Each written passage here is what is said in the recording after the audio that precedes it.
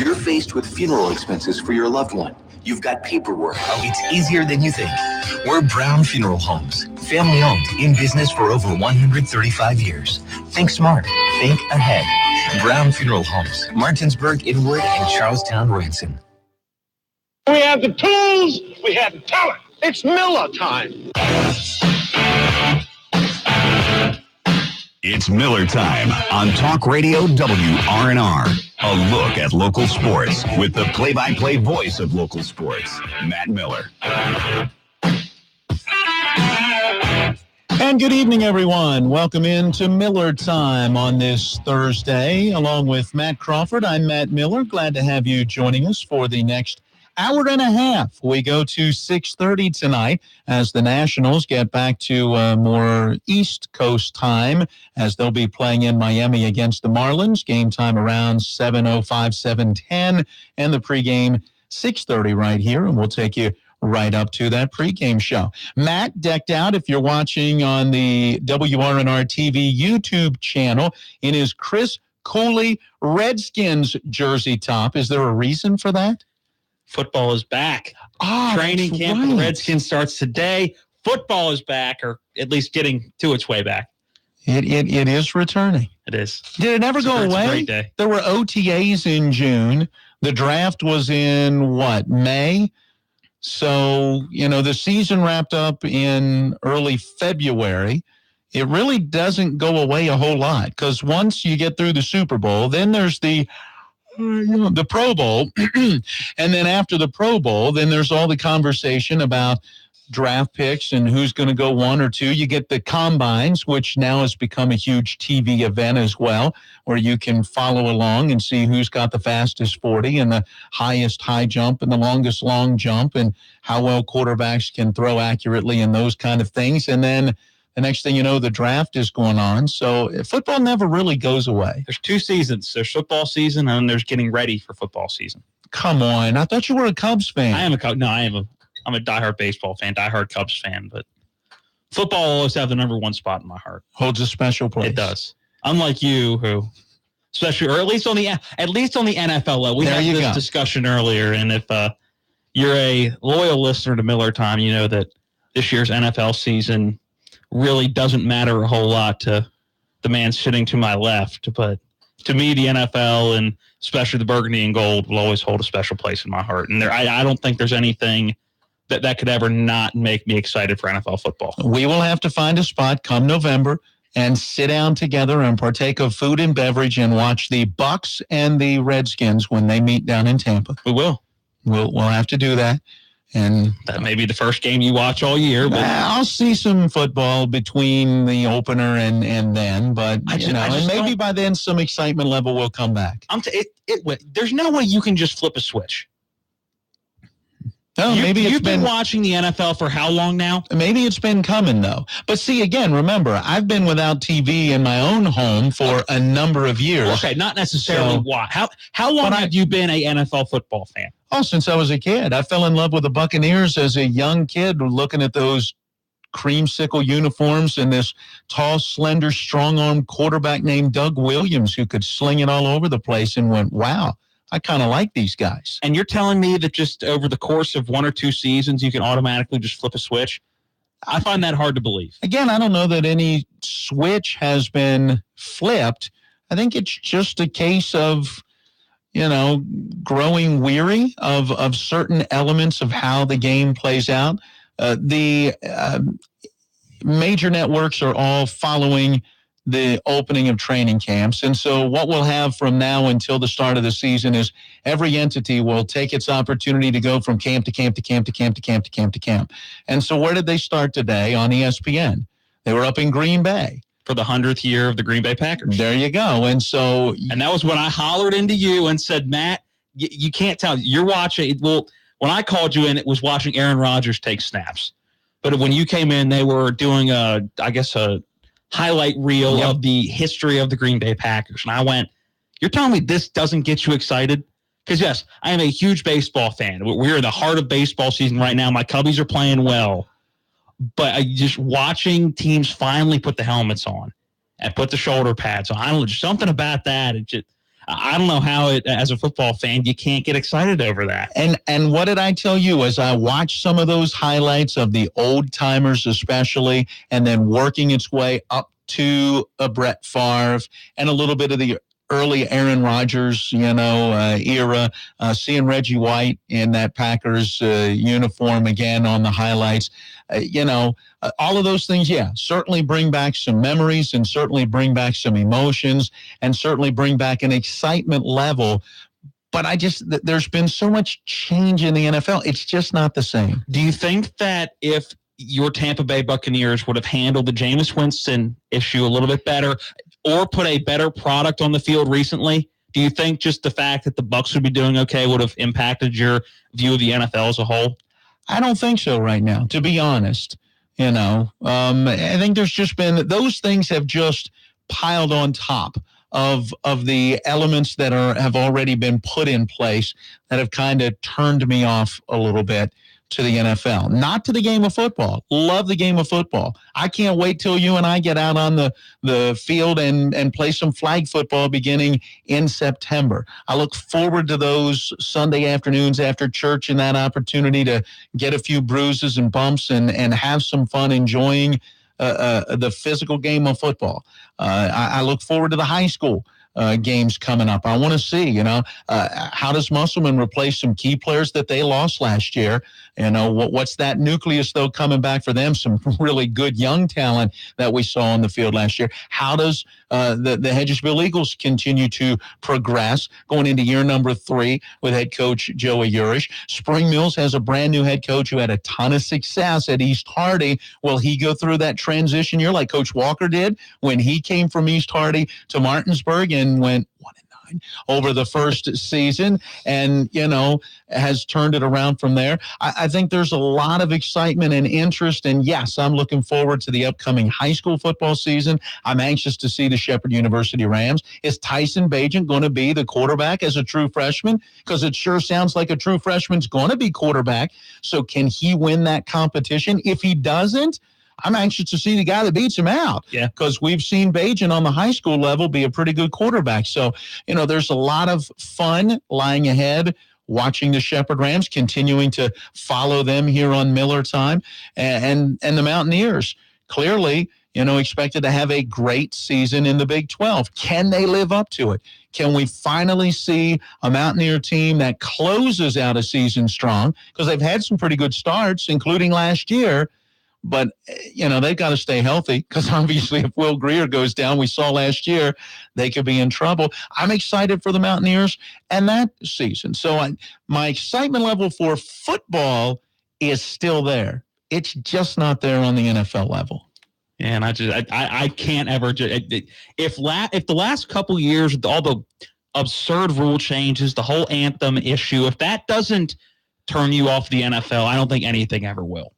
And I think there are two types of fans of the NFL that are in the country right now or across the world right now, really, with the NFL being a world spectating sport or spectator sport every Sunday and Monday night, as I think there are people that view it like you do, where it's, I'm just kind of done with it. And then there's people that are like me where they go, I don't care what, I can't give it up.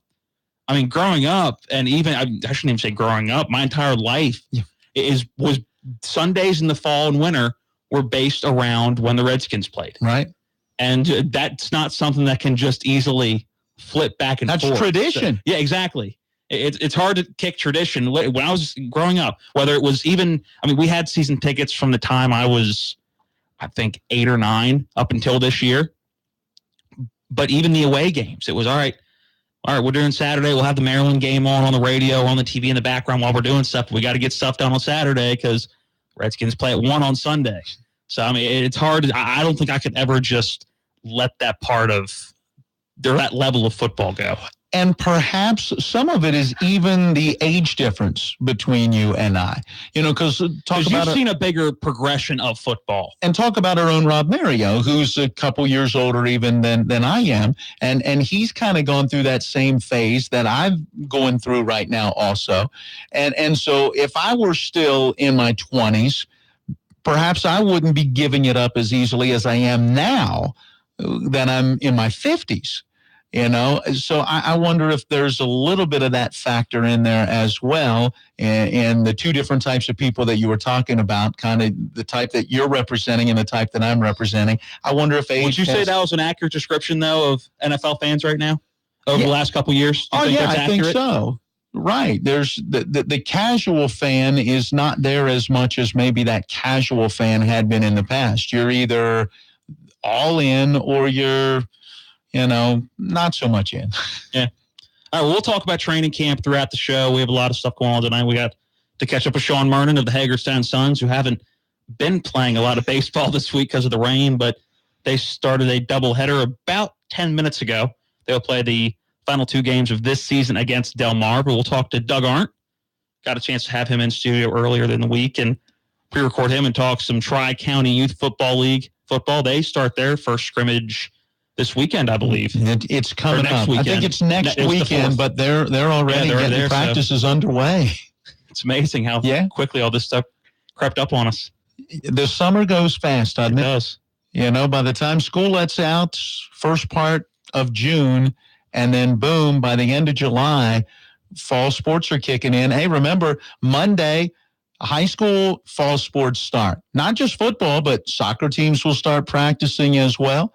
Cheerleading teams will begin their process of cheering. And so there's a lot that's going to, golf teams, they're probably already practicing because they start playing pretty early in the fall. So, there's a lot going on. And the golf teams have an advantage. You can go out and golf and nobody's going to think you're practicing for the golf season coming up. They have a little bit. You go out and hit a sled, people are going, okay, well, he's practicing for football. So that may be a red flag. No, I'm just casually playing golf on a Saturday afternoon. That's not going to raise too many red flags. Oh, and I found out Kyle Triggs, who has been on this program with us numerous times, the girls basketball coach at Martinsburg, has taken over now the Martinsburg golf team. Nice. So he's coaching here in the fall as well as in the winter. I hear his game's pretty good too. Yeah. So my golf game, not even talking about Most of the guys that have played somewhere professionally have a pretty good golf game, no matter what sport. It seems to go hand in hand. Unless you're Charles Barkley, and we all have seen Charles Barkley swing a golf club. But he still hits it pretty well. He does. It's just not the form you want to show your kids. All right, let's take a break. Stay tuned. We're back with more Miller Time. Don't go around tonight, but it's bound to take your life. The Wellness Center at Berkeley Medical Center introduces a healthy way of life. It's not just another diet, but a weight management program developed by the Wellness Center that includes metabolic testing, a simple 10-minute breathing test that determines how many calories your body actually needs, followed by working one-on-one with a health coach to develop a personalized mix of exercise and nutrition to tip the scales in your favor towards successful weight loss. A lifetime of good health awaits at the Wellness Center. For more info, call 304-264-1232. Since 1877, Farmers and Mechanics Insurance Companies have proudly supported our local community. Farmers and Mechanics has the insurance products to meet your needs, including home, auto, farm, dwelling fire, business owners, and umbrella coverage. Please contact your local independent agency for a review of your insurance needs and ask for a policy from the company that knows you best. Farmers and Mechanics Insurance Companies, just off Edwin Miller Boulevard on Administrative Drive in Martinsburg. FMIWV.com. I'm Kyle Montgomery with NFL Network Now on the Westwood One Radio Network. Julio Jones and the Falcons have reached an agreement on a revised contract that will adjust the two-time All-Pros 2018 salary. Ian Rappaport reporting Julio will now report to camp on Thursday with the rest of the team. Falcons GM Thomas Dimitroff says it will readdress Julio's contract in 2019. NFL Network insider Ian Rappaport is reporting Eagles quarterback Carson Wentz will avoid the PUP list. Rap Sheet says Wentz will be limited in what he can do on the field, but will take part in practices at training camp. The 25-year-old is on the mend from knee surgery after tearing his ACL and LCL back in week 14. Coach Frank Reich told reporters Wednesday the team plans on Andrew Luck playing in Indy's first preseason game. Luck missed all of 2017 due to a shoulder injury. Rams vets reported to camp Wednesday, but reigning Defensive Player of the Year Aaron Donald did not. Donald is going into the final year of his rookie contract and is seeking a new deal. This has been NFL Network Now on the Westwood One Radio Network. The national debt is now over $20 trillion. What happens next? Rising inflation drops in the dollar's value. Some experts say another crash is coming. You can fight this, not with stocks or bonds, but with gold and silver coins in an IRA from Augusta Precious Metals. Call 855-858-5807 and learn how an IRA backed by physical gold and silver can hedge against inflation. Call Augusta Precious Metals right now at 855-858-5807 and get a free gold IRA guide. Call 855-858-5807. If you or someone you know is struggling with addiction, please call this toll-free number right now. 800-390-9528. That's 800-390-9528. By calling your addiction team, you're taking the first steps to recovery. The help you need could be one call away. 800-390-9528. Make the free call now. 800-390-9528. Your addiction team is a third-party advertiser for various treatment centers and placement networks. Individual results will vary. Coming up, more Miller time.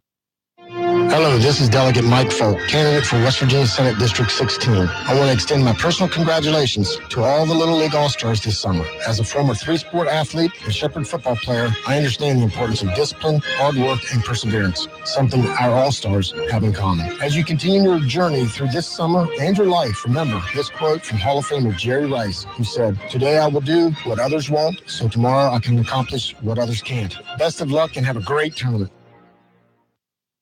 We're talking with our intern, Savon Hunter. Savon, when did you develop this dislike of water? I don't know. It's just, there are so many things in the ocean. Icky things, huh? Yeah, I don't like it. How about swimming pools? Swimming pools are fine. Yeah, but we've learned from experts, swimming pools have icky things in them, too. I can't see the icky thing. Watch for the solids. Well, she gets stationed at Lambert Park every now and then. Yeah. Have you ever had to take care of an emergency? That's not my job. Eastern Panhandle Talk with Rob and David. What did you listen to last week?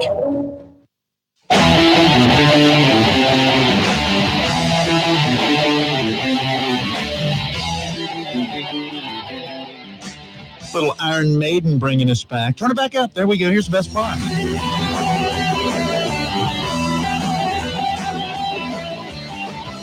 One of those memorable guitar parts from heavy metal music of the 80s. It was pre my time. That was your heyday. Thank you. That was your heyday, and it was been all downhill. And it was pre-Matt Crawford. All right, well, that's Matt Crawford. I'm the aged and going downhill Matt Miller. What did we figure out yesterday? That you've been here longer than I've been born, or longer than I've been alive? That's true, because your age is 21 going on 22. And this will be the 26th Martinsburg High School football season coming up. Just wrapped up the 26th season of doing some kind of Little League broadcast. So, yeah, I've been here a few years longer than you've been alive. I have the privilege of teaching a class called an Intro to Sports Broadcasting at Shepherd University in the fall. Although I got to, that was just a quick reminder in my head. I think I'm signed up to do that again, but I never checked my Shepherd email, and there's probably a contract that they're all going, did he ever sign that? I may do it for free this semester. Anyway, I find more and more that when I try to make some kind of reference in class, that I get blank stares coming back at me. Nobody realizes. And then I realize, okay, how many of you were born at such and such a time? And one or two people who are the older ones in class may raise their hand. Otherwise, no. All right, we've been talking football. We're going to keep it going? Yeah, let's talk some youth football. Some what we used to call pee-wee football in my day.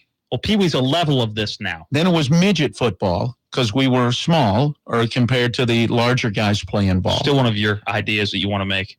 We'll go into that later. And then, now the Eastern Panhandle or the Tri-County Youth Football League. We caught up with Doug Arndt, the commish.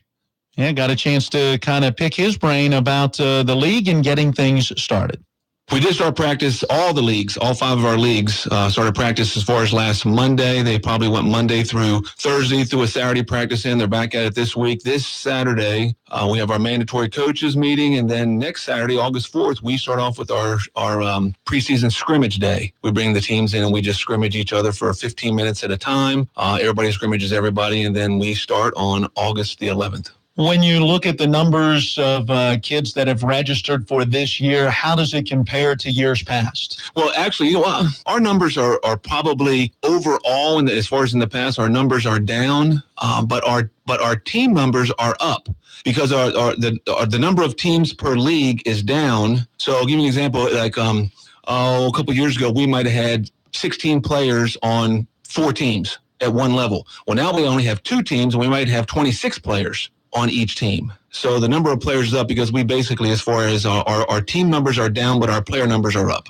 Is that good as far as the depth and being able to, have players getting in and out of the game? Well, as far as for the coaches, having 26 players is probably a lot as far as for the coaches again, because we do have mandatory play rules. So, and they know that they've got to get these players in, which means they know they've got to coach everybody as far as to get them game ready as far as in the games. Is there any big rule changes from last year in the Youth Football League going into this season? One of the funny you say that, one of the big rules we did change for this year, again, we talked about, we play modified high school rules, but our peewees, our little 6 and 7 year olds, we instituted a rule this year that on 4th down, if they want to call punt, that it's an untimed down, and as long as they're outside the opponent's 40-yard line, we just move the ball up 20 yards, give it to the other team, 1st and 10, and start going the other way, rather than letting them, as far as punt the ball. Now, we'll still do that in the freshmen through varsity levels, but our little guys, it's better just to give them that 20-yard variance and let them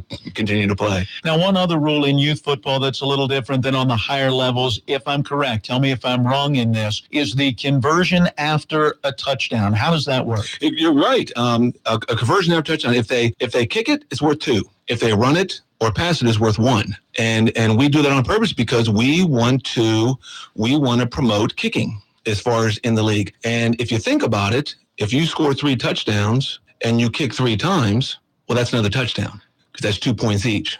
So, and I'll be honest with you, we've probably had, I cannot tell you the number of games that have been won by that kick. So it is working, developing kicking in the game. It works fantastic. Do you have the full out rush to try to block it, or is it a just snap, hold, kick situation? Pee-wee's freshmen, the ball is put on a tee, and the players allowed, but the defense is allowed to jump up and down and yell and carry on. But it's a free kick. JV and varsity is game on. You and I were talking off there, and there's a new level you're adding this year for 5-year-olds. Can you talk a little bit about that? As long as the player is 5 years old by August 1st, we have decided to implement flag football this year.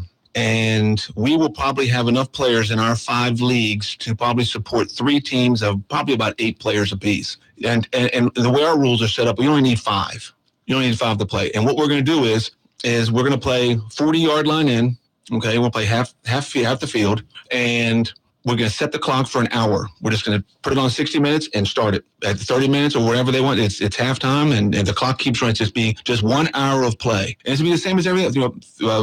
First downs, you keep going till you score. And if they score, the other team takes the ball on the 40-yard line. You just keep playing. You play for an hour. But it's flag football for 5-year-olds, and it should be quite interesting. Yeah, nice way to introduce them to the game. Sure, and it's open to boys and girls. As far as this level, they want to play? Sure, no problem. Quickly give us an idea of how the league works, because there are teams now that are kind of associated with the various districts or areas, so that these young players are kind of working towards going to, say, Hedgesville or Martinsburg or Musselman. We have 5 leagues. Jefferson County Youth Football, Eastern Panhandle Youth Football, Berkeley Springs Youth Football, Hedgesville Youth Football, and South Berkeley Youth Football. And we are all set up by district. You're exactly correct. So if you go to Martinsburg High School, you'll play for Bulldogs Orange, Bulldogs Black. Those are our teams. You go to Hedgesville, you go to play on the Hedgesville Eagles Blue team. So it's all set up that way. Our league is basically set up, Pee Wee freshman and JV is technically one league. And then our varsity is another league. So technically, I'll be honest with you, if you come out to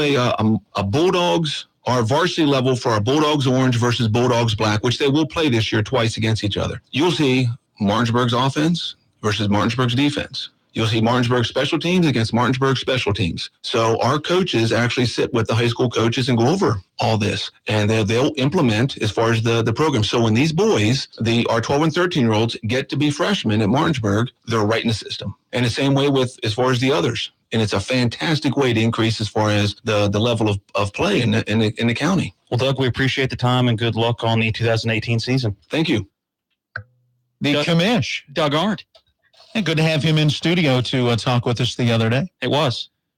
First time I ever met him face to face, so it was nice to put a face to the voice. Well, and hopefully they will have a great upcoming youth football season. Stay tuned for more Miller Time.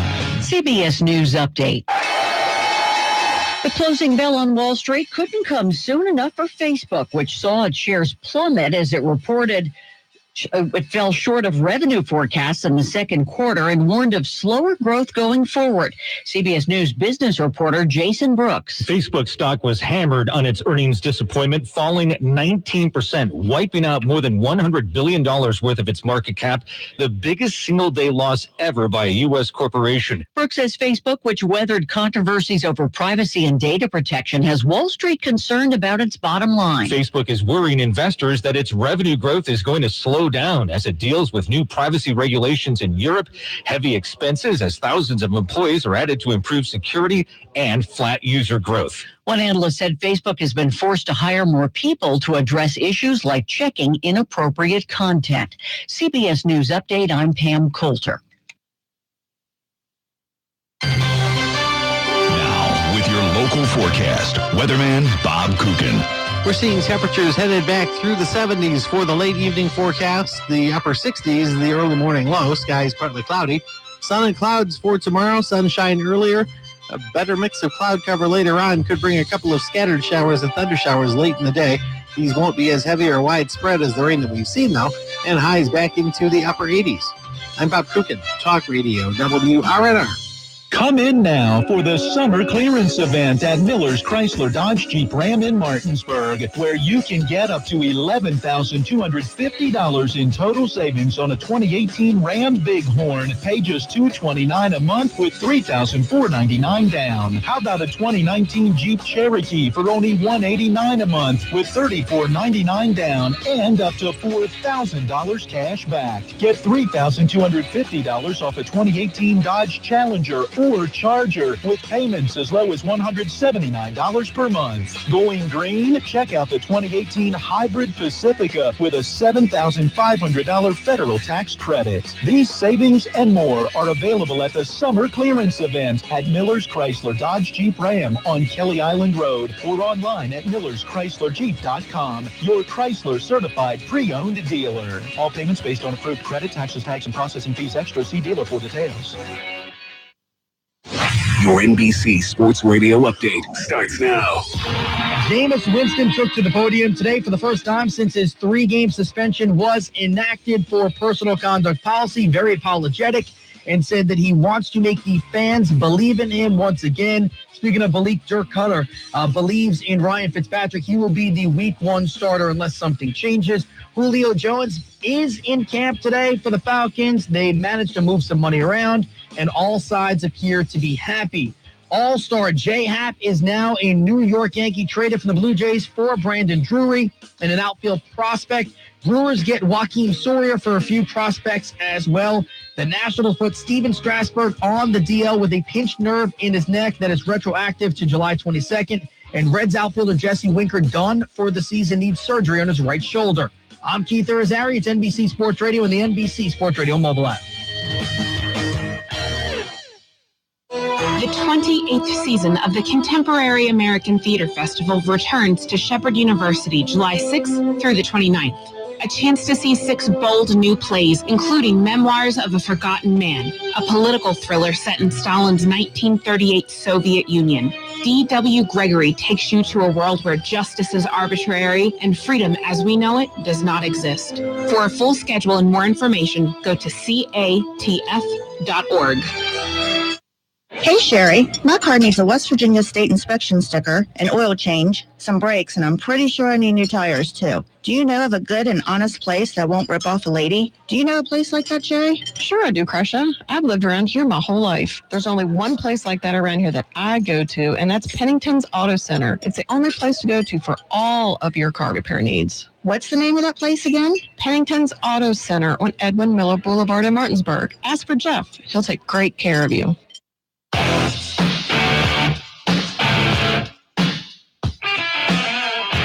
And we welcome you back into the Thursday evening edition of Miller Time, taking you to 6:30, so just a little less than an hour from now. What happens then? Let's see, Nationals baseball. That's it. They're in Miami trying to pregame show. Put 2 straight wins together. Just 2, not a streak, but just back-to-back wins. Without Steven Strasburg. Breaking news coming out this morning. He was on a 10-day DL with a pinched nerve in his neck. Tommy Malone will be called up, or has been called up. I hope he's been called up by now, from AAA Syracuse. He was put on a plane to head down to South Beach and will be on the mound for the Nationals this evening. So apparently, whatever that confrontation was between Scherzer and Strasburg, when Strasburg came off the mound after not pitching well in Friday night's game against Atlanta, fresh back off of the disabled list and off of the All-Star break, apparently Scherzer got on his last nerve and must have injured it. You've been waiting all day to say that. I was going to say, for those listening, he told me that at about 11 this morning, and he's been waiting all day to say that. And he's smiling behind that microphone because he knows. Because I'm envisioning you sitting all day trying not to remember that. He knows it's a good pun, even though it's not bad. I'll give it to you. It's not bad. You know, for you, it's not bad. But thank you. And well, that's led to a very interesting article on ESPN through their mobile website. I was reading it earlier. We'll bring it up here in just a minute. But first, we've got something we've got to take care of. Got to take care of what's going on tomorrow in sports history, right? That would be what? You have to tell me so I know. We are looking at the 27th of July in our Tomorrow in Sports History segment. Going to 1946, the Boston Red Sox, Rudy York, hits 2 grand slams in one game, gets 10 RBI total. Did they carry him off the field going, Rudy? They should have. They should have. It's pretty impressive that he had the bases loaded twice. That doesn't happen all that often. Yeah, that's true. The chance somebody has for 1 grand slam is very slim in a season. And to have 2 opportunities to have that happen in one game. And then capitalize. Yeah, that's not too bad at all. All right, 1953. All right, let me get all these names in. Dizzy Dean, Al Simmons, Chief Bender, Bobby Wallace, Harry Wright, Ed Barrow, Bill Clem, Tom Connolly are the inductees for that year's class in the Baseball Hall of Fame. Wow. That's a big class. That's a big, especially when you look at, they probably didn't do it the same way they do it now, which it's almost impossible for somebody to get into the Baseball Hall of Fame now. It really is. But the way the sports writer, it's the National Baseball Writers Association committee where you have to have like 80% of the people. I think it is 75% of the and votes. Having been at the All-Star game and seen some of it, do you know that I was? Yeah. That's a different story for a different time. But yeah, I mean, just the way that you have to get into the Major League Baseball Hall of Fame is absolutely ridiculous. Moving on down the list, 1959, William Shea announces plans to have a baseball team in New York City. There really already was one. It was the Yankees. But he wanted another one, and if you can tell by the last name, it would be the New York Mets. Their stadium they played in would be Shea Stadium. Yeah, I've heard of them before. Yeah. I didn't realize, though, it was named after the gentleman that brought them to town. Yeah. William Shea announced this in 1959. They would come into fruition in 1961. Wow, I just used the word fruition on a sports talk show. I didn't even know I knew what that word meant. My mind is blown. 1973, Walter Blum becomes the 6th jockey to ride 4,000 winners. That's insane. Yeah, that's incredible. That seems like a really high number. It's a lot of time on the back of a very good horse. Yeah. 1983, Gaylord Perry joins Nolan Ryan and Steve Carlton. It's the second day in a row we've mentioned Nolan Ryan and Steve Carlton as the third member to reach 3,500 strikeouts in a season. Or I'm sorry, in a career. Yeah, but okay, now name those names again. Gaylord Perry, Nolan Ryan, and Steve Carlton. What's amazing is Steve Carlton and Nolan Ryan are known as power pitchers. Fastballs, blow it right by you. Gaylord Perry, knuckleball. Yeah. 50 mile an hour. But moves 10 to 12 inches in any direction. It's not like a slider or curveball where you know it's going to break 8 inches in or off the plate. A knuckleball, it's okay. Let me see where this one's going to go. Yeah, he doesn't know when he lets go of it. Yeah, listen Listen to Jason Varitek, who was a catcher for the Red Sox, talk about catching Tim Wakefield, who's one of the best knuckleballers of all time. He was like, when I put the number 1 down, you kind of just stick your glove out and hope it nicks it. But yeah, catching knuckleballers would be insane. 1984, the Reds, Charlie Hustle, Pete Rose collects his record 3,053rd career single against the Philadelphia Phillies. And we will do one more for you. Moving down the list, 1999, Tony Hawk is the first skateboarder to land a 900. And I still don't know what that is. It's when you go around 3 times. No, that wouldn't be 300. It'd be, what's a 900? See, there, I don't know. Did I just say? I don't even know what that is. What a 900, because 360 would be one rotation. 720 would be one rotation. Oh, hold on. Caleb Falero is coming in. We're bringing in the newsman. I know he's our NBA guy. Yeah, I didn't know he was our skateboard guy. What is a 900? Well, I'm not that much of a skateboard guy, but my math is telling me it's 2.5. 720 plus 180, that's 900. So he's going, He went around 2 complete times. And then a half. And then a half. And still landed and stayed on the wheels. Yep. That's impressive. We'll have to look up that video. I would like to go back and see that again. And Tony Hawk is the most famous skateboarder of all time. Oh, yes. Love Tony Hawk. Yeah, pretty cool dude from interviews and things that I've seen with him. Well, most skater dudes and surfer dudes are laid-back guys anyway. And that is your look at tomorrow, the 27th of July in sports history. All right, let's get back to the Nationals. I call them that because of the uniform blunder of how many years ago was that? It's been a while. It was Zimmerman, so it was in the 2010s, I think. Was it in that ballpark where But it wasn't the new, because they don't have jerseys that say Nationals. I'm trying to think when they changed the jersey fonts and the types of jersey, because that's when it was. It was the old uniforms that had the block letter Nationals across the front. And if you remember, there was Zimmerman and one other player that went out. I want to say Adam Dunn was one of those. Was he I think it at was. the same time? So that would have been the 2010 to 2013 era for the Nationals. Both paid no attention as they got dressed. I mean, it's a routine for these guys. You walk into the locker room and your uniform is in your locker, and you just put it on and go out. And it was discovered after they were on the field and in the game. I mean, it wasn't even like warm-ups or anything that a letter was missing, and instead of Nationals, it was Nationals. Somebody forgot to put an A in there. That was fun. But okay, back to the Nationals. Pretty interesting article. I was reading earlier today, and so I bring it up and pose the question to you. Eddie Matz is the author of this ESPN article, and here is the headline, and this is what drew me to go, okay, I got to read this article. Buy or sell, ? Strasburg's injury leaves Nats scrambling at deadline.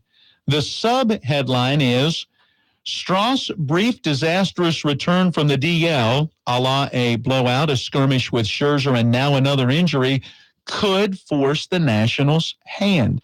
He points out in this article that the Nationals lead the National League in days lost to the DL. 1,034 player days have been lost to the disabled list by the various players for the Washington Nationals who have been on that DL. And it's not just been any old player, so to speak.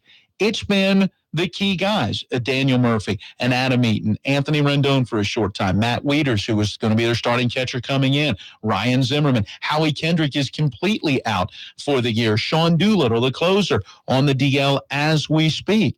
So they clearly have been decimated.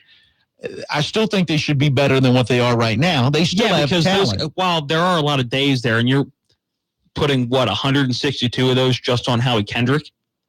So a tenth of those just on Howie Kendrick. But to me, why does this 10-day DL stint all of a sudden make everybody abandon ship and yell fire?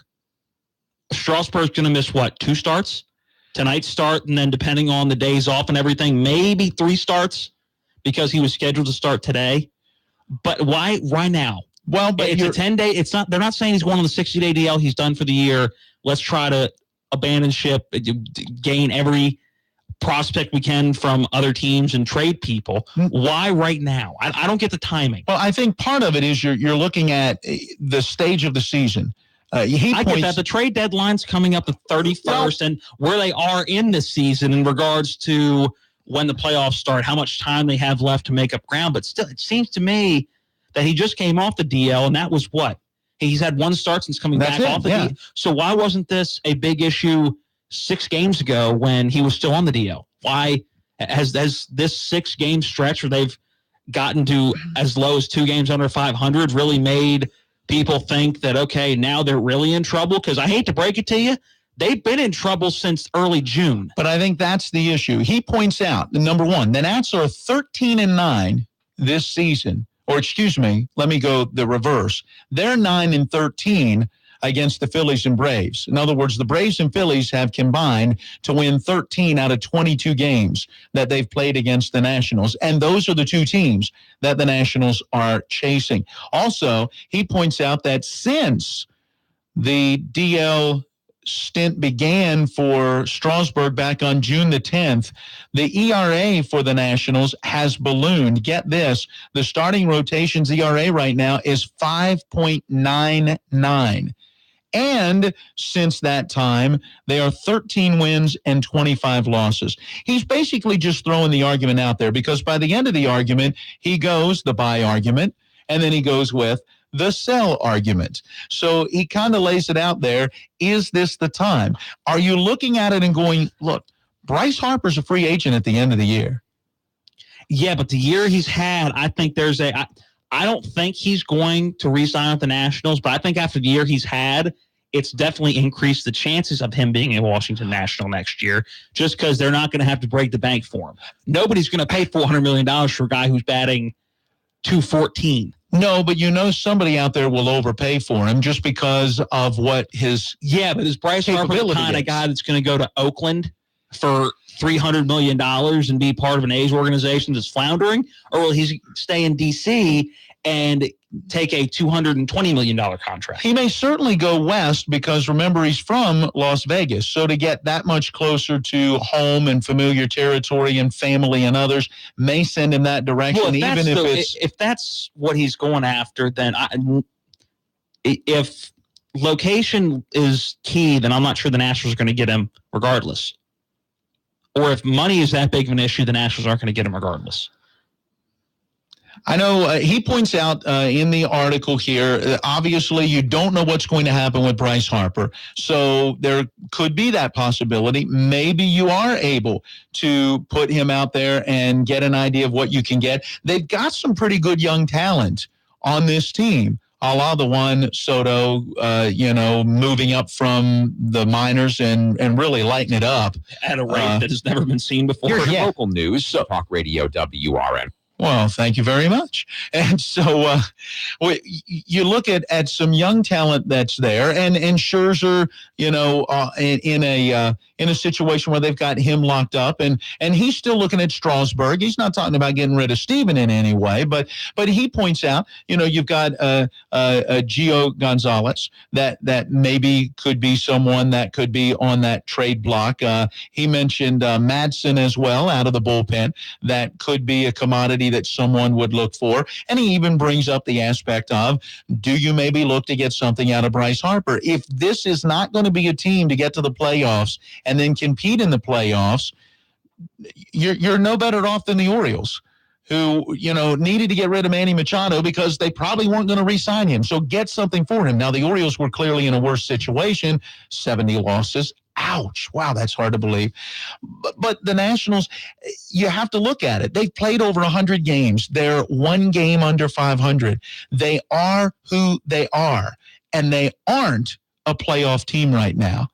So is it time to add somebody to make that run, or is it time to get rid of some guys and build for the future? How much does this say about their farm system? That their pitching staff is that bad? What is the over 5 ERA? Well, 5.99. Yep, almost 6. Almost 6. How much does that say about your farm system? That you can't bring up pitching because it's been the same group of guys. How much does it say that you can't, during this DL stint, you can't bring somebody up from AAA, or they're bringing up Tommy Malone tonight. But how much does that say about where their farm system's at right now? And how much, Juan Soto, yeah, phenomenal. Looked at the Suns record recently. Have you looked at the production from the Suns recently? I can't talk about the Peanuts or talk about Harrisburg or talk about Syracuse because I don't know their stats off the top of my head. But how much does this say about the Nationals farm system? And with the overall age of a lot of the stars on the Nationals are also, you look at Ryan Zimmerman. Daniel Murphy ain't a spring chicken anymore. Matt Wieters hit his prime 5 years ago and is a catcher. The Nationals aren't spring chickens anymore, and I don't think it's a good sign that Juan Soto has really been the only guy this year in this struggling team that has been able to come up from the minor leagues and make a splash. And even he's having a phenomenal year for a rookie, and he had a very good start to his career, but even he's slowed down. Well, you wondered if he could keep that pace up. And he wouldn't. No, right. That's not realistic for a 19-year-old. But he's still playing well. But to me, if I'm a Nationals fan, I'm concerned about the depth of this organization right now. Well, I don't know about that, only in regards to, remember the Suns were competing for a South Atlantic League championship for 2 straight years and had been in the playoffs, I believe, 3 straight years. Yeah, but look at the second half of last year. And then this year so far. And so, that talent obviously moving up the ladder. And so you got to hope that they've got some guys in AA and AAA like Malone that they're bringing up. I don't know. It's just Malone's not a minor league guy. Malone's had seasons where he's got Malone's not a prospect that's come up through the ranks. No, he's got 7 big league seasons under his belt. So that's not a great example of Nationals prospects. And I'm sorry, I got to play this since you said that earlier. The Nationals are what? But they are who we thought they were. And we let them off the hook. I'm sorry, I had to. No, I understand it's been that. stuck in my head. Yeah, well, and that's it. They are right now. Because I've been waiting, and I'm sure a lot of Nats fans have been as well, for this team to turn the corner, for them to win a game like they won yesterday against the Milwaukee Brewers, a 7-3 decision, a strong outing from Tanner Roark, 8 shutout innings. Bryce Harper still didn't look great at the plate, a couple of strikeouts, a hit and 4 at-bats, but that hit was a 3-run homer. Okay, now they go out against Miami tonight. How do they play? I've been waiting for this team to put it together like they did back in May and win 13 out of 15 games. And if they can do that, they put themselves right back into, not like they're completely out of the playoff picture anyway, but they put themselves certainly right back in the mix to at least get a wild card spot, if not still compete for the division.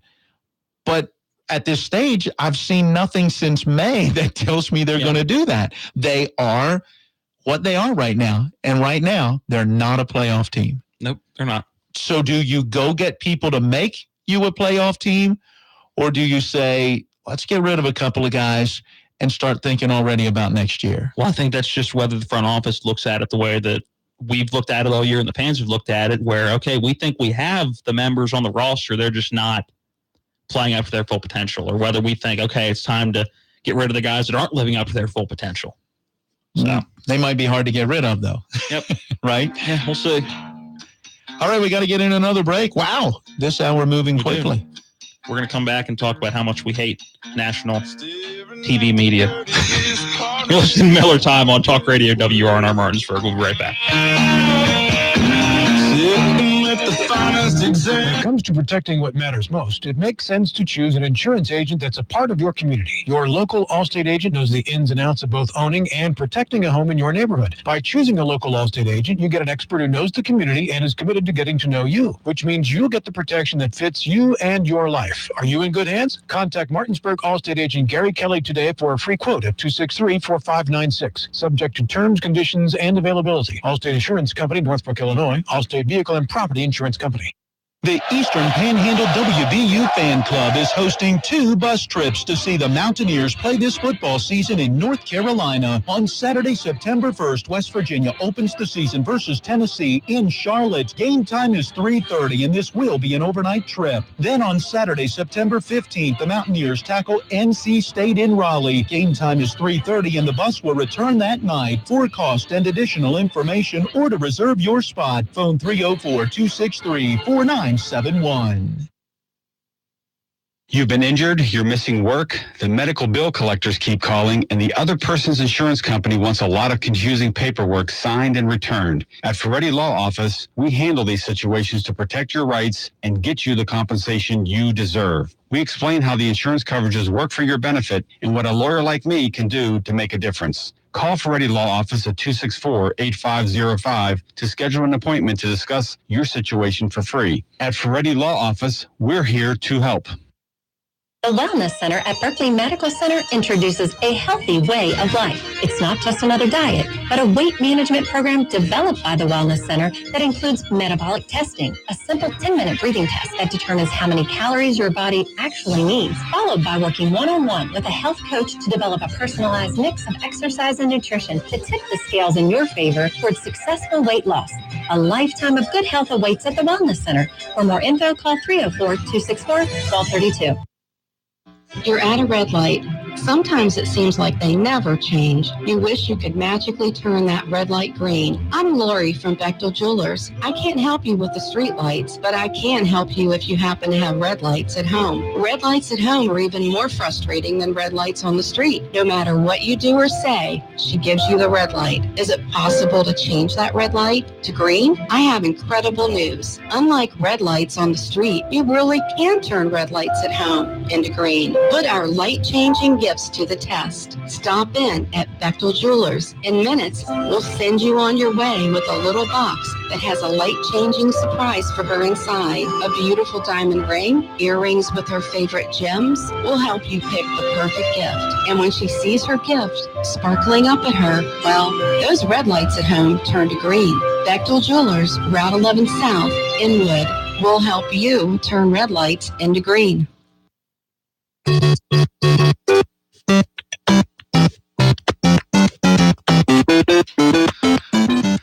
I'm a Mario. You're Luigi. I'm a Yoshi guy. You're a Yoshi guy? I'm a Yoshi guy. He's the dragon, right? Yeah. Yeah, I kind of like him too. Yeah, he's cool. I give it to you. I like those turtles too. They're pretty cool. Wants to fly back and forth. Yeah. The fastest turtle you'll ever see. Yep. Along with Matt Crawford, I'm Matt Miller. Little Super Mario bringing us back in. I like that. I was never good at that game, were you? I was decent. I actually wasn't too bad.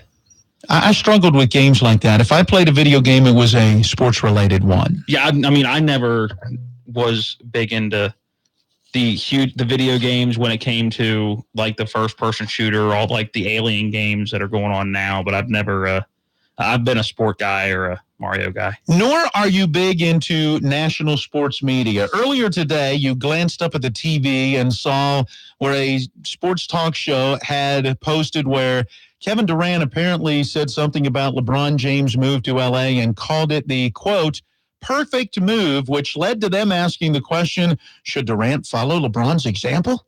He did. He went to the place that he thought was the best fit for him and was a place that gave him the biggest chance to win a championship. Oh, and it's worked. I think he's won two. I think LeBron followed the KD mold. I don't know how in the world KD could follow the LeBron, unless I'm not seeing something. I think that was just national media being national media again and needing something to talk about and just pulling something out of their butts. And then somebody, basketball player out in Portland, makes some other goofy comment about somebody. I forget what that one was, and I went, really? Well, yeah, I think the NBA is looking for relevance at this moment in time. They're trying to figure out how the NFL does what we talked about earlier, stays on the minds of people even when the games aren't going on. The NBA has grown. I'll give them that, but I mean, they're never going to be at the level that the NFL is. I don't think. I mean, they might, but I don't see them really being ever at the level the NFL is. And with 24-hour sports media always looking for something to talk about, they'll create a question. Yeah. Just to debate it. Hey, we'll do that next.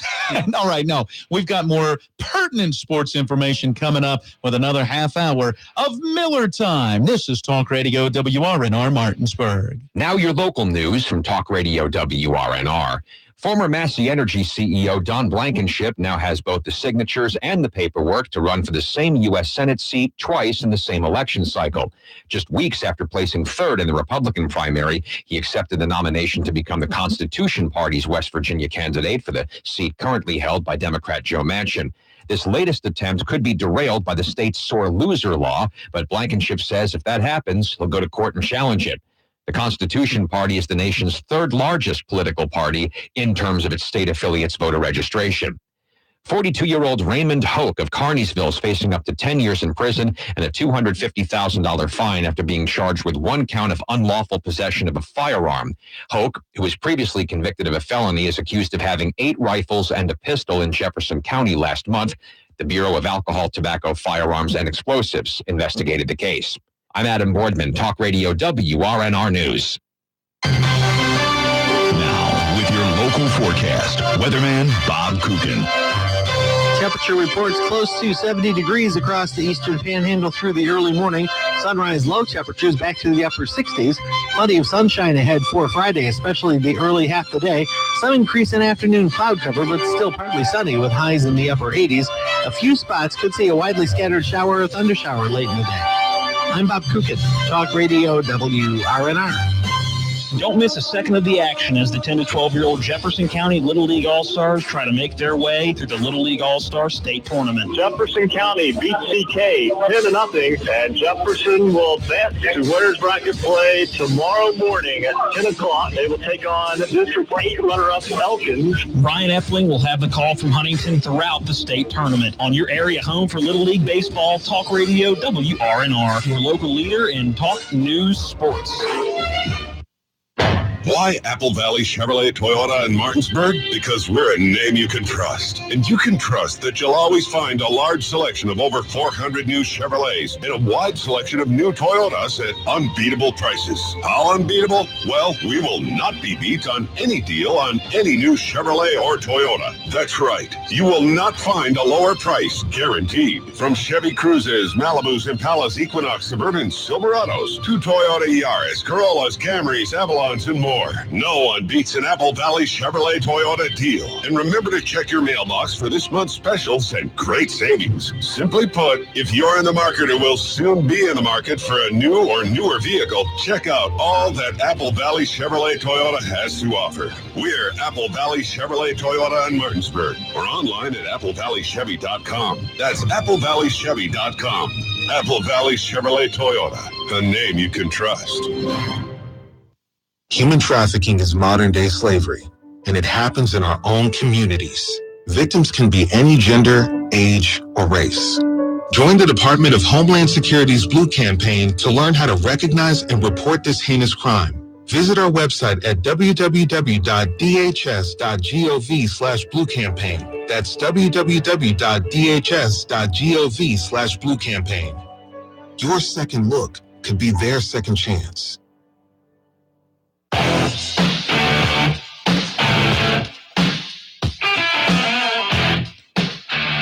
And we welcome you back into Miller Time on this Thursday evening. Coming up on 4 minutes after 6 o'clock. We're taking you to 6:30 when the Washington Nationals will begin action. They're in Miami tonight to face the Marlins, the opener of a 4-game weekend series, and hopefully the opener of 4 straight wins for the Nats. That would give them a 5-game winning streak, put them back above 500, and get our hopes up again that they're ready to be the team everybody expected them to be.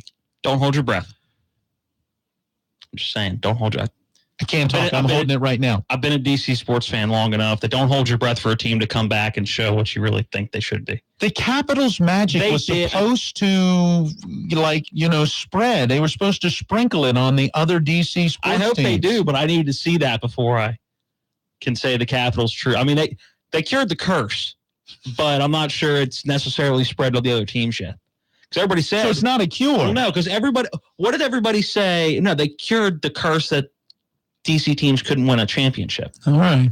But what was the term who was the team that everybody said was the next to win a championship in DC? Who was primed and ready to go if it wasn't the Capitals? It wasn't the Wizards. It wasn't the Redskins. No. It was the Nationals. Yes. And what did they do? Wow. Was that a choking? That was a choking sound.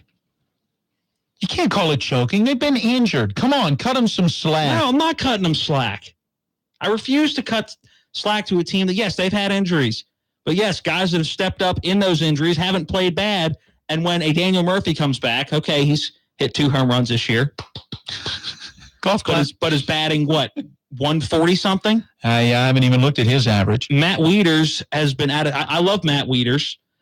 Caleb, DC United is not relevant. I love Matt Wieters, but he hasn't been good or healthy in 6 years now, since his last couple years in Baltimore. I don't know why they expect them to all of a sudden take an age pill and get better. And he's been known as a defensive catcher more than an offensive. He's a phenomenal defensive catcher, but he's going to bat 240 every year, hit 22 home runs, drive in 60, and be a good defensive catcher. That is what Matt Wieters is going to do for you. That's been his MO his entire career. So anybody thinking that at 34 years old or 35 years old that he was going to get the fountain of youth as a catcher is just out of their minds. So, no, the Nationals are choking. And you haven't even hit Bryce Harper's 216 batting average. The fact but he's tied for the National League lead in home runs again. This exact team with Dusty Baker last year, who Dusty better be sitting back with his feet up, looking over the ocean on the West Coast, just laughing. He better have some expensive bottle of whiskey or scotch or something next to him that was paid for by his big contract with the Nationals, and he better just be laughing, because it's laughable what they've gone from with the exact same roster from Dusty Baker's amazing 100-win teams in the regular season, or close to 100-win, the 85 to 100-plus win teams in the regular season, to what they have now, where they're a game under 500 with 60 games left. So which was better? Getting to the playoffs, but then not being able to win in the playoffs, and therefore the front office says we've got to make a change and Dusty Baker's out, or being in a situation where you feel like you should be in the playoffs, but you're not even there? Getting to the playoffs and then falling. It's very, very hard to win a championship. Extremely hard. But if you don't even make the playoffs, you have no chance of winning one. So it's better to get to the playoffs. It's better and at least have a chance. It's better to get to the playoffs and then fall out than it is to not even make the playoffs. Well, and right now it looks like, at least as of today, the Nationals are on the outside looking in. We've seen some miracle comebacks. Not saying that this would be a miracle. They're not that far out that you would have to say it's a miracle to get where they need to go, but they certainly have to find a way to turn it around and turn it around fast. Well, you mentioned earlier the minor league system. The Hagerstown Suns have struggled. I'm not sure I realized, because they break those minor league seasons in half.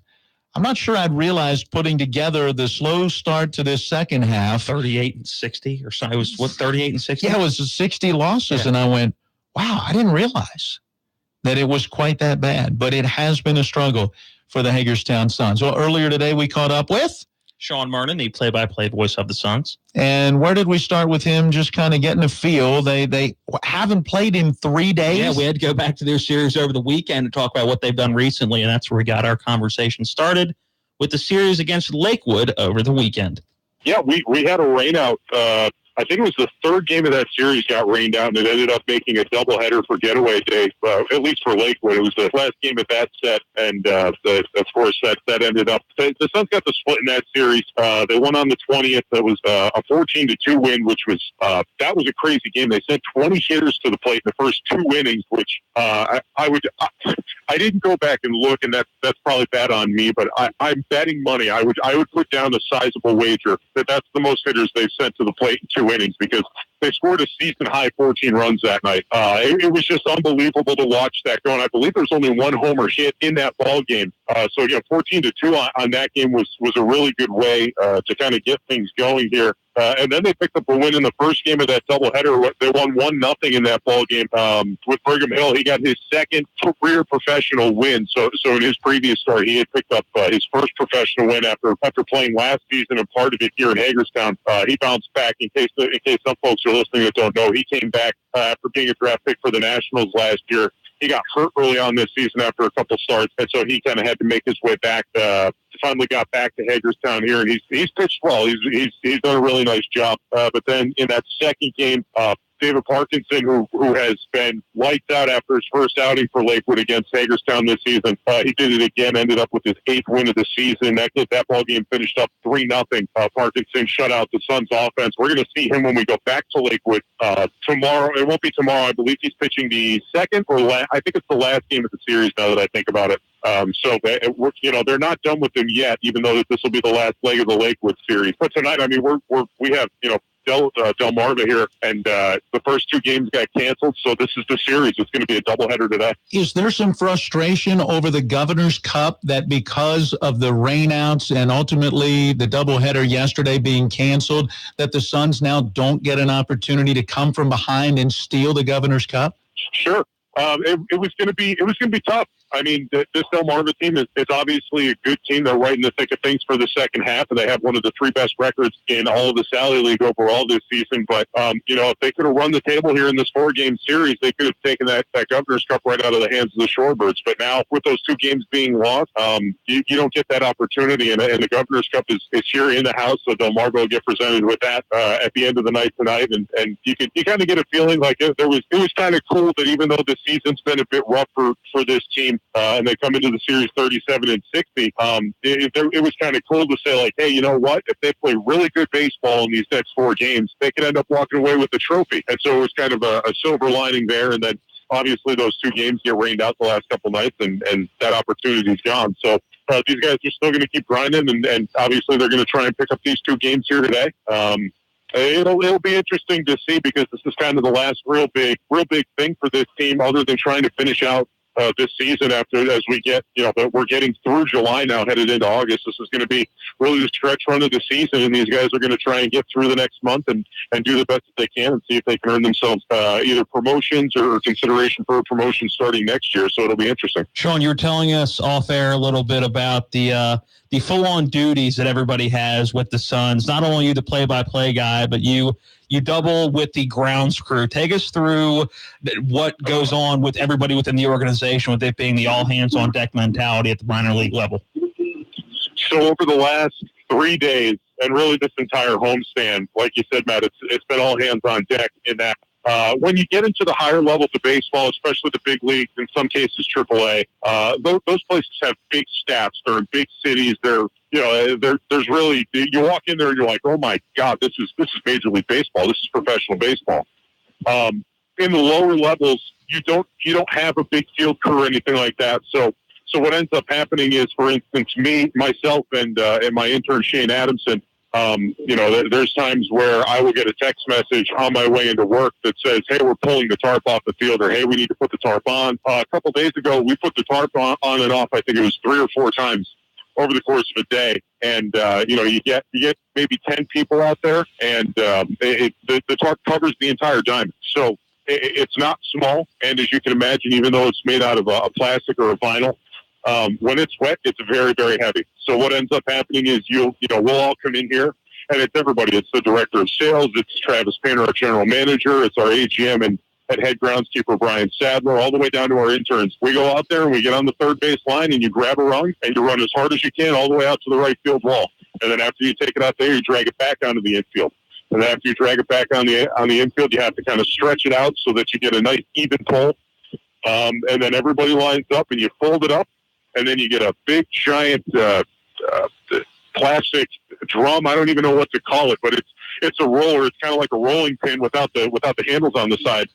And everybody grabs a hold of that, and you put the tarp on it, and you roll it. And the tough thing is that we've learned as a group, you don't start off fast, because even though you want to get it done quicker, chances are if everybody's pushing as fast as they can, that thing gets heavier as you roll it, and it is going to be a pain to push from the side of the warning track all the way up against the wall. So, like I said, we did that about 3 or 4 times, that other day when it was just raining on and off.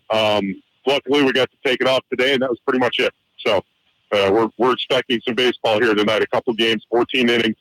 And it'll be nice to get back to that instead of the tarp rolls, that's for sure. Sounds like a very hefty workout. Take us to what these players might be experiencing trying to get back out on the field. Do you expect a little rust tonight, so to speak? I don't know. It's kind of like, when you clear the All-Star break, which is essentially what we just had, you don't expect any rust. You expect these guys to be rested and things like that. And so that's kind of what you're expecting. They've been able to get out to the ballpark and hit the cage and stuff. That's all covered over the left field wall. So they've been able to do a little bit of that. Some of the pitchers have still been able to throw in between the drops.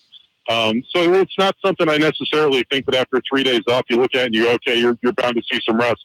In reality, when I look at it, I think, okay, there might be a couple guys where, the bat might be a step slow or something like that. But for the most part, I mean, when I look at it, it's guys that, they should be well rested at this point, at least from my point of view, where, whereas you get some of those nagging injuries and stuff like that, where these guys can kind of sit down and rest a little bit. They still come to the ballpark and everything, but obviously with the rain, they can't get out onto the field and do the running and stuff they normally would. So they're still going to the gym and doing their recovery and things like that. But I think that this 3-day off spell is probably good headed into the last few weeks of the season. And it'll be. I keep saying it, but it's true. It'll be interesting to see how everybody reacts. You've had a couple guys that have been added to the roster from Auburn. The last holdout from that group of 3 big-time prospects that we got at the beginning of the season, Yasel Antuna, unfortunately, he went on the disabled list a couple days ago, and so he's not going to be active for this series. So we're going to get a good look at a couple guys, and they're going to try and close out this homestand. We still have 2 more homestands after this of 8 and then 7 games. So it's there's still a lot of baseball left to be played here at the ballpark. Well, Sean, we appreciate the time and look forward to catching up next week. Matt, thanks for having me again. It was good to catch up with Sean. I am efforting right now through my cell phone to see how the first game of the doubleheader is faring for the Hagerstown Suns as they are playing a twin bill right now, getting in only 2 of the scheduled 4 games in the series. They were supposed to play Delmarva Monday, Tuesday, Wednesday, Thursday. Got rained out Monday, Tuesday, said, okay, we'll play back-to-back doubleheaders. And then they got rained out yesterday and said, we're just going to cancel those games. And so now they're playing a doubleheader tonight. Right now they're in the top of the 6th inning, and the Suns lead the Delmarva Shorebirds 1-0. The Suns scored on a home run by Cage Ganning in the first inning. The Suns have 2 hits to the Shorebirds 5. So that is all you need to know about the Suns game right now. And the game goes 7 as a doubleheader, so the Suns very close to being able to get a win in game 1, right? Yep. Let's see if they can hang on. Well, we've got to ask you to hang on. We've got to take a break, our final break of today's Miller Time. We're taking you to the bottom of the hour in Washington Nationals baseball. When we come back, horse racing news, and we'll check in on the Redskins in Richmond, Virginia, as training camp got started today. That and who knows, probably more. Next on Miller Time.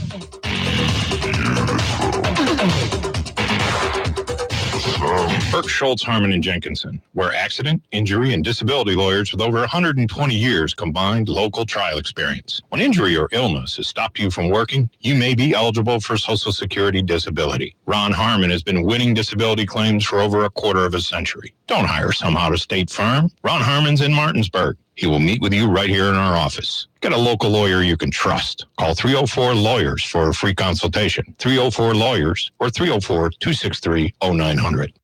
In the market for a flooring upgrade, Trips Floor Sanding and Berkeley Fashion Flooring does it all. From hardwood floor restoration to new floor installation, including hardwood, tile, vinyl, laminate, carpet, and the hottest trend in flooring, luxury vinyl tile and luxury vinyl plank. Family owned and operated with over 25 years experience, you can expect excellent customer service. Estimates are free. Call 304-229-7009 or online at tripsfloorsanding.com.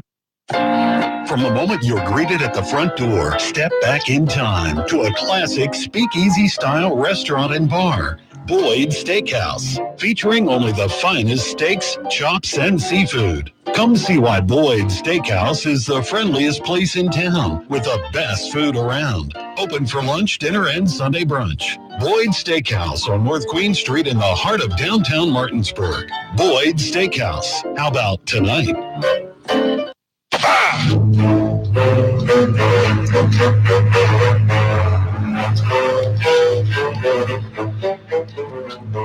That is NFL Films music, meaning we'll be talking about the Redskins. Who made that music?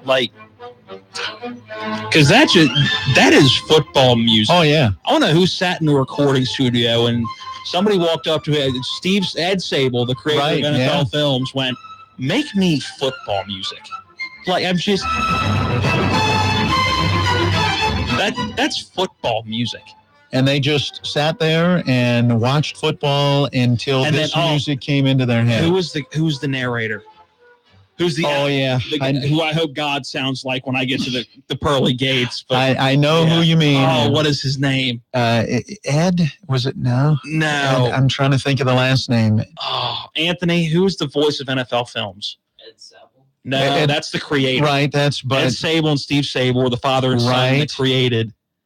Yeah, I'm trying to think. All right, Anthony. While we're talking about horse racing, look up the narrator for NFL films. One of the greatest is always the NFL films on the Frozen game, with Green Bay and Dallas and the ice ball on the frozen tundra, the deep voice that he has. Field. It's incredible. All right, before we jump into some coverage of the Redskins opening training camp, we got to start with horse racing news. Not often we talk about horses on this show. But I'm amazed. I told you earlier, I want to grow up and be a horse, because Justify. And not often do we hear about what Matt Miller wants to grow up and be. Especially a horse. But 2 years of being groomed, I'm sure, but not racing, right? He didn't race as a 2-year-old. Correct. So 2 years of prep, and then year number 3 rolls around. And, all right, your goal is to go win us 3 races. It's called the Triple Crown. Can you do it? And I'm sure he put his paw down a few times on the hoof. Yeah, that's it, Paul, whatever. See, that's why I want to be a horse. I don't even know what they look like. Anyway, he goes out and wins the Triple Crown, and word has come out that he is now retired. It's a nice life to live. There it is. And it's not even it's not like, all right, we're putting him down. It's all right. No. Congratulations, you're 3. What is the average lifespan of a horse? Do you know off the top of your head? I believe a horse can go 20, 30 years. So congratulations. Right. You were born with good stock, apparently. Your parents were studs. Yeah. We're going to kind of train you as you're getting born. You're not going to race when you're 2 years old. When you're 3, we're going to race you in the 3 biggest races of the entire year. If you win all those, you're done. And that's it. Boom. And then what was the price that he's what's the term I'm looking for here? He's being put out to Caleb thinks he's got the terminology again. Breed.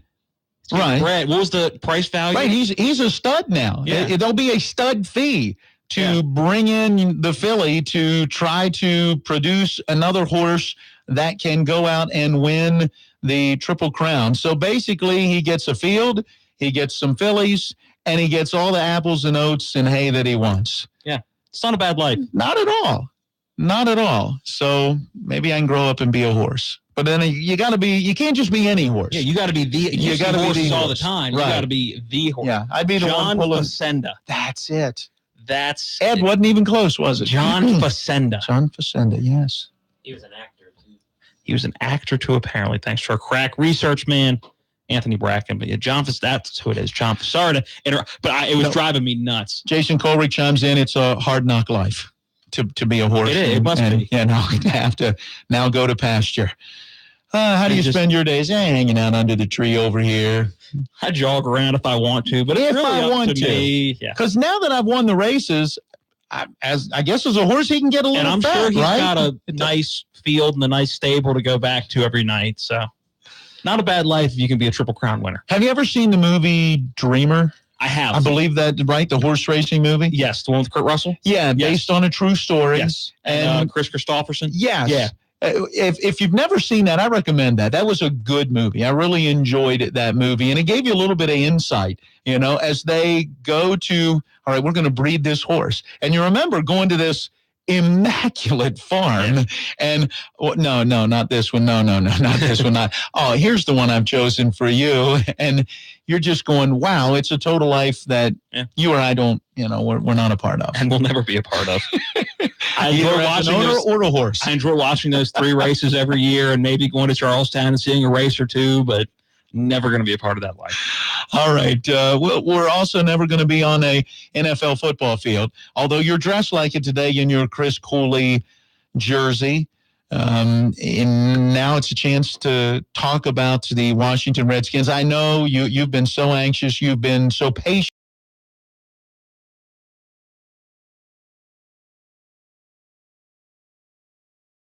Football season's here. In the background, he's been watching all of the training camp bothers coverage. Me that training camp coverage started at like 5 today. I'm sorry. They had practice this morning. If you're NBC Sports, again with I get they're regional, but they're still a national company. They were doing infomercials in the middle of the day. Got to make some money before we put all of this quality programming that you want to see. It's the first day of training camp. Show me coverage. I'm thinking that that there are a lot more people on my side of the spectrum that we talked about earlier that was like, it's all right. Since you brought that up, we got about 6 minutes left, or about 4 minutes left. Yeah, now. Anybody wants to call in and say whether they're excited for this year's NFL season or not. All right, we'll make that a Facebook thing as well. We'll put that on Facebook. Please chime in. Are you excited about the upcoming NFL season, or are you with me kind of How do you spell that? We'll have to put that on. E-H-H-H-H-H-H. There you go. Are you excited about it, or are you? All right, we'll get that up. All right, let's go. You all right, who do you want to hear from? You want to hear from Vernon Davis? You want to hear from Alex Smith? Well, let's start with Alex Smith because he's obviously the key as the gunslinging quarterback. We talked to Kevin Sheehan about this a little bit the other day about going away to camp. And that was one of the first questions the media asked Alex Smith was, how do you feel getting out of your comfort zone and going away to camp? And this was his response to that question. I mean, for me, the older you get, it's funny. I mean, I love going away to camp. So to get down here and get started off. I mean, when you have kids and a family, you get less and less time to hang out with the guys. And camp is a time for that the older you get. So I really look forward to coming down and checking in and mealtime, the in-between time, and certainly finally to be able to get to ball, get out here on the field. It's nice to get that first one under our belt. I love that we came out and just started firing right away. So, I mean, it's great. I mean, this is what we've all been waiting for. Certainly, I think the 6 weeks leading up to this, you slowly get that feeling in your stomach as you get closer and closer to the end of summer and football season. And it's such a great feeling, to have that. So. All right, so he says they came out firing. It's my understanding his first fire was a misfire. His first fire was a misfire. I think one of the offensive linemen actually nudged into him while he was throwing, and apparently the ball went straight up in the air like a punt, was intercepted. Also, Darius Geis, the guy who is supposed to save the Redskins' run game, probably the most talked about draft pick since Robert Griffin III back in 2012. But apparently his first carry today was a fumble. Apparently the handoff just wasn't right, and so being a rookie, I'm sure he'll have the drill. He'll have the scenario. He's going to have to carry the ball around with him everywhere he goes around Richmond, and guys are going to have to try to punch it out. But yeah, so good way to start. Get him out of the way now. I was going to say, get him out early. That's the way to approach it. All right, who's next? All right, let's go to Vernon Davis. He's not the top tight end, but with the injuries of one Jordan Reed, he becomes the top tight end quite often. And Vernon Davis isn't a spring chicken, but had a really good year last year. So these were his thoughts on the first day of training camp. Yeah, I mean, like if you've been playing this game for a long time and you're always working on your craft, I mean, you know what to expect. You know there's only one way to go, and that's to get better. So I think the first day is just more about excitement, joy, being around your teammates, and knowing that the season is kicking off. It's time to go. We have to do the best that we can to work on ourselves and contribute in any way possible. And I think they got a lot of excitement this year. Yeah, I agree. There's a lot of depth this year. There's been a lot of improvement on both sides of the football. I'm not saying the Redskins are going to win the Super Bowl this year, but I'm saying that my bold prediction this year was that they're going to have, I told you this earlier, I think they're going to have a top 10 run defense this year. I like the front seven, and I really think that on both sides of the ball, they've improved from last year, or at least stayed where they were in the facets of the game that weren't necessarily awful last year. We'll hear more from the Redskins with training camp opening coming up on tomorrow's program. We also hope to talk a little Musselman-Appleman football with head coach Brian Thomas. We'll effort to get him with us tomorrow as well, as they and Hedgesville have a little special gathering that will be going on tomorrow evening. That's going to do it for us and Miller Time. Stay tuned. Washington Nationals baseball in Miami coming up next. Baseball is back in Washington, D.C. Here's the pitch. Fly ball deep right field. Giving chase to right fielder Gonzalez toward the corner, looking up at the wall, and it's gone!